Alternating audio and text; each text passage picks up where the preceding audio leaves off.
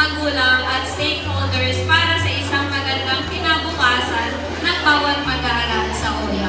Ngayon naman po, ating tinatawagan ng ating napakasipag na SPTA President, Mami Fe Bandojo, upang magbigay po sa atin ng isang mensahe. Malakpakan po tayo. Malakas po. Napakalakas po ng malakpakan.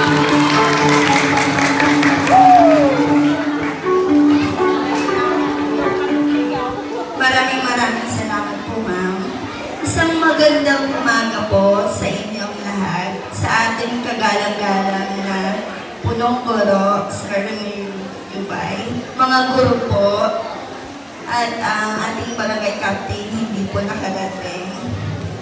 Sa mga magulang po, mga bata, mga kasamahan ko po sa SPTA, mga mag-aaral, pinabati ko po kayo ng isang magandang araw po. Salamat sa Panginoon at sa kalakasan na binigay niyo po sa atin na makapunta po tayo dito. It's an honor po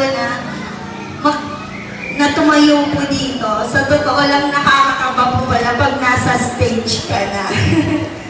Dito po, bilang kinatawan ng School Parents Teachers Association sa paaralan, mga guro po at sa aking mga kasama, hindi po kami perfecto sa larangan po ng sakripisyo.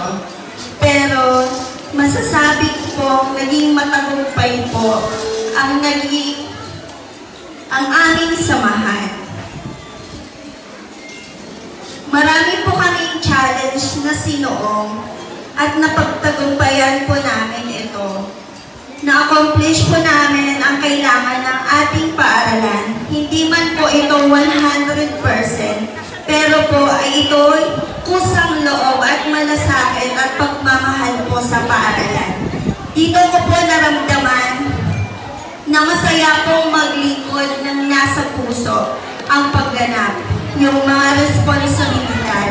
Hindi po nasusukat ang lubos na kasiyahan at dedikasyon at motivation.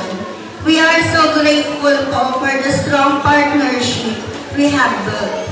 At gusto ko pong mag-encourage ng mga parents to actively participate in school activities and events for student needs po. Kailangan po natin tulungan yung paaralan para po sa ating mga anak. Let us continue work together to achieve our shared goals and visions. At sa huli po, panatilihin po natin ang respeto sa ating mga superiors, lalong-lalo na po sa ating mga guro. Maraming salamat po sa time at sa attention na binigay niyo po. God bless everyone.